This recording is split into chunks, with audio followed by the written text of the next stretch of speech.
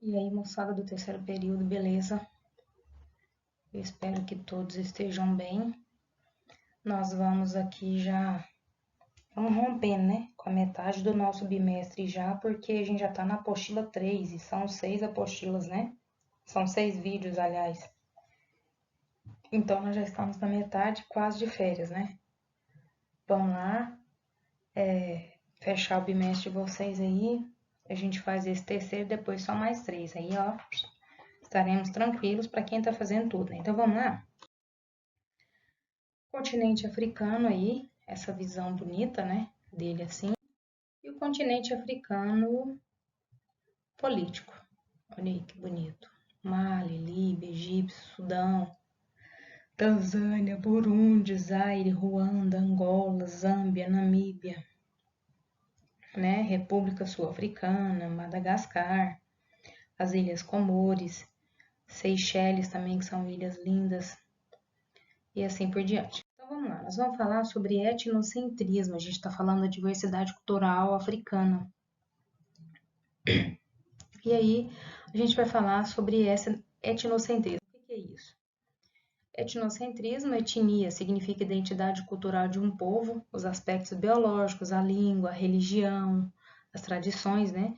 Quando uma cultura ou um grupo se coloca como padrão, colocando seus valores, ideias e comportamento como corretos, qualquer outro grupo que seja diferente será considerado bárbaro, selvagem e exótico. Então, isso aí tudo significa o etnocentrismo, né? Ou seja, um povo, um outro grupo, ele é melhor que outro.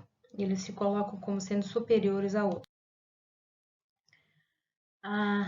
O nosso slide corre assim, né?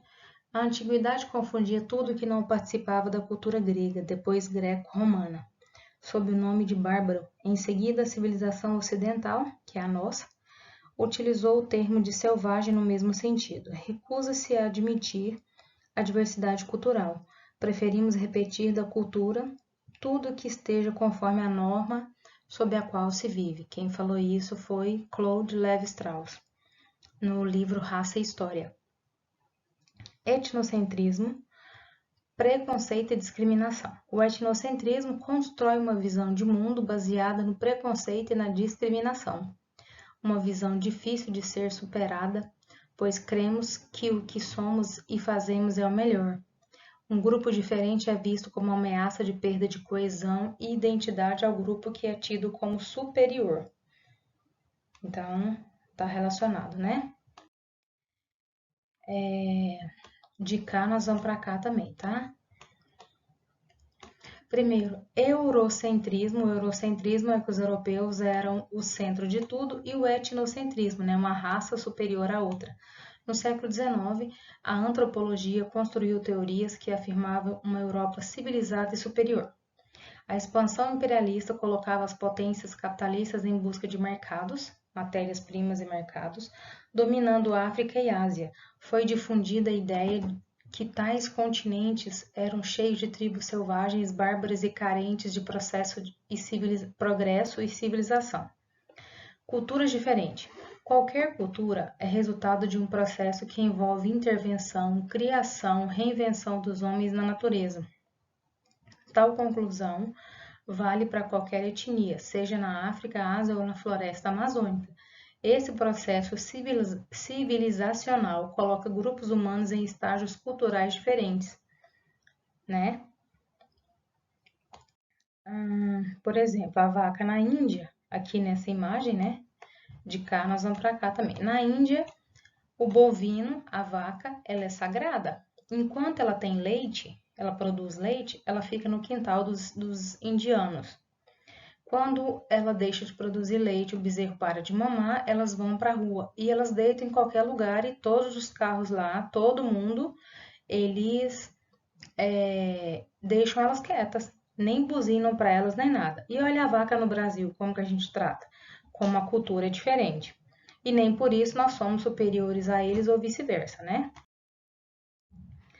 Olha aqui essa quantidade de insetos. Aqui na primeira foto um grupo de ratos, depois grilo, aranha, besouro, que a gente chama no Brasil de rola-bosta, as cobras, e olha aqui as culturas. Na verdade, os olhinhos puxados aqui, todo mundo comendo tudo, e que a gente acha tudo nojo. Esses ratos bebendo leite aqui, isso aqui é na Índia. Os ratos são considerados também sagrados, então eles tomam esse leite. O leite que sobra, a pessoa que colocou vem aqui e toma o resto do leite. Como diz assim, as divindades deixaram para nós, entendeu? E pra gente, isso aqui tudo a gente mata. Isso aqui é uma maneira, a mulher fazendo o ovo aqui, é uma maneira diferente deles prepararem o ovo, que é totalmente diferente da nossa, e nem por isso um é melhor que o outro, né? Nossa, mas eles comem esses trem nojento, pra eles não é nojento, pra gente já é, né? Olha a mulher muçulmana, como ela se veste, né? Que eu acho lindíssima a maneira dela se vestirem, essas daqui da foto de baixo, né? Claro. E olha outras civilizações, né? Brasileiras e outras aqui. Civilizado versus selvagem. Rotular um grupo de bárbaros, selvagem ou exótico é assumir uma visão etnocêntrica. Exótico significa assim, diferente de tudo, tá? Então ele é exótico. Quando o etnocentrismo, então isso é etnocentrismo, ó, visão etnocêntrica, quando você rotula um grupo, né, de dizer que é diferente do seu. Quando o etnocentrismo convive com o não igual, que não é simétrico, há uma relação de conflito em que o diferente é assimilado ou destruído pelo que se considera superior. A Europa civilizada construiu uma hierarquia entre europeus e os outros. Então, tende-se a querer destruir aquilo que a gente acha que a gente é melhor que o outro, né? Sobre os índios. São ociosos, preguiçosos, de pouco trabalho, melancólicos, covardes, sujos, de má condição, rústicos, bestiais e vegetam como a umidade dos trópicos. São infelizes, pois vivem na escuridão das florestas. Hans Staden, século XVI. Sobre os índios. As pessoas aqui são nuas, bonitas, de pele escura e corpo elegante. São mansos, a gente usa esse negócio de manso para animal, né? E vivem em condições de igualdade, são cordiais e amáveis. Bartolomé de Las Casas, frei espanhol. E eles falaram isso dos indígenas, né? E olha aqui, os indígenas canibais, né? Arrancando pedaços,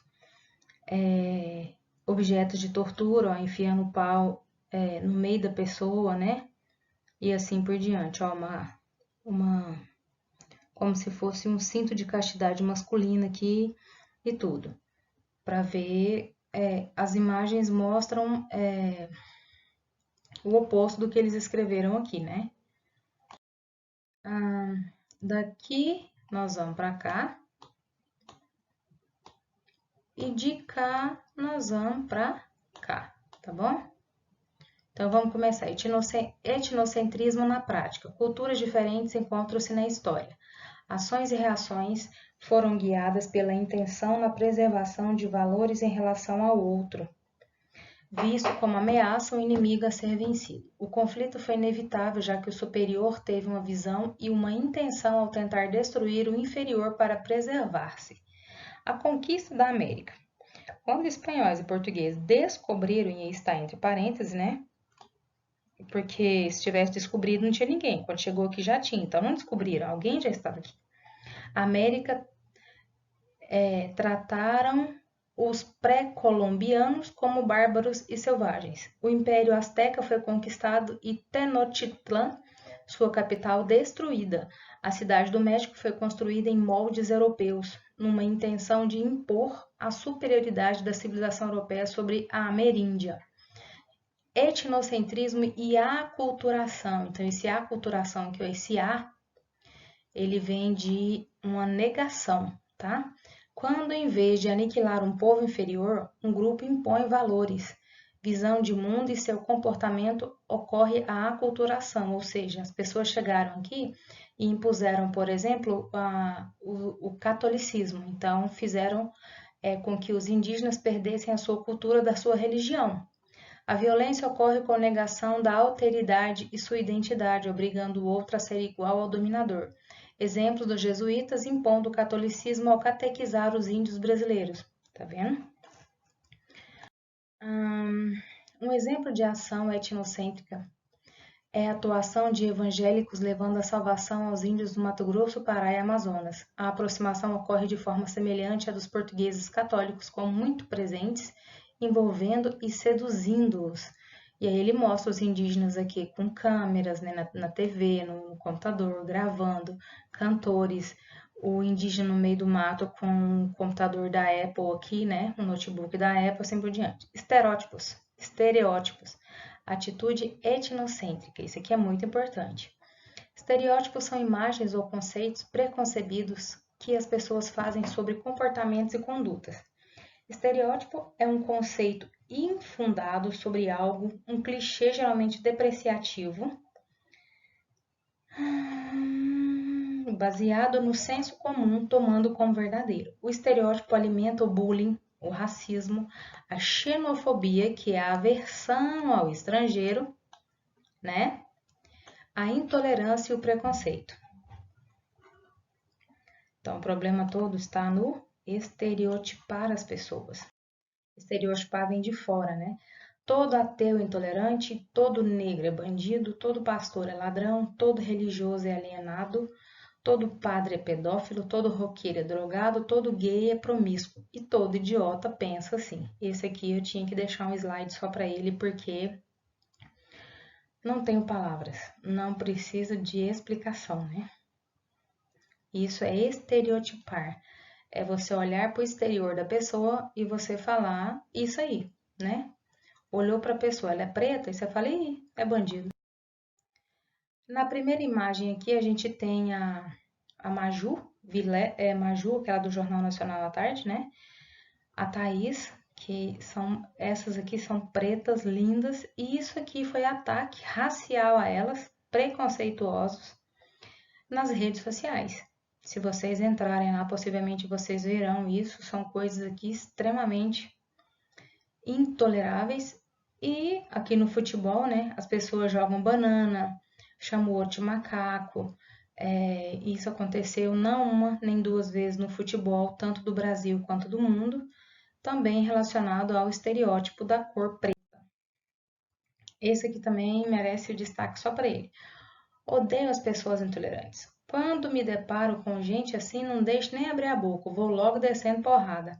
A intolerância tanto pode ser resultado de uma atitude etnocêntrica, achando que a sua cultura é melhor que a outra, como também a causa de uma atitude dessa natureza, que é violência física, né? Questão 9.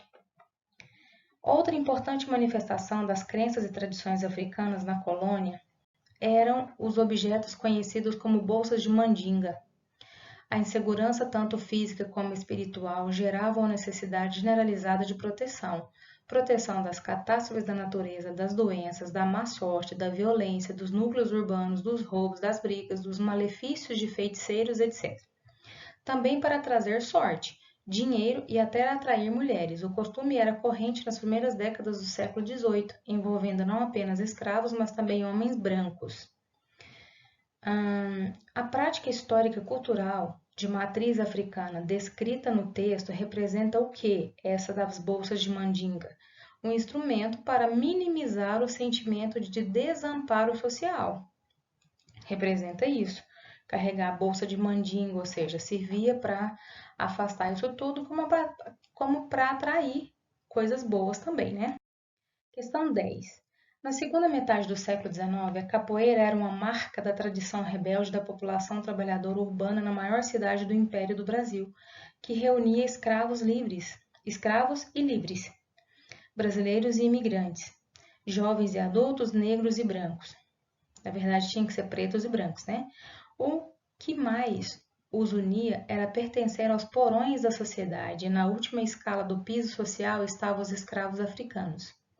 De acordo com o texto, um fator que contribuiu para a construção da tradição mencionada aqui foi o que? Essa tradição da capoeira, a diversificação dos grupos participantes, né? Foi primordial para a construção dessa tradição dos grupos capoeiristas. Penúltima questão. O grupo do eu faz, então, de sua visão a única possível. ou mais discretamente, se for o caso, a melhor, a natural, a superior, a certa. O grupo do outro fica nessa lógica como sendo engraçado, absurdo, anormal ou inteligível. A citação explicita o fenômeno social denominado etnocentrismo. Explique esse conceito. É uma visão de mundo que pode compreender ideias e ideologias em que o nosso próprio grupo é tomado como centro de referência e todos os outros são pensados e avaliados através de nossos valores, nossos modelos e nossas definições do que é existência. Né? Ou seja, se eu tenho o meu grupo tá ok. Agora o restante a gente tem que rever tudo. E última questão, muitos países se caracterizam por terem populações multiétnicas. Com frequência, evoluíram desse modo ao longo de séculos. Outras sociedades se tornaram multiétnicas mais rapidamente como resultado de políticas incentivando a migração, ou por conta de legados coloniais imperiais. Do ponto de vista do funcionamento das democracias contemporâneas, o modelo de sociedade descrito demanda simultaneamente o quê? A universalização de direitos e respeito à diversidade. E aqui, meus queridos, a gente termina então o nosso vídeo 3, beleza? Até mais então!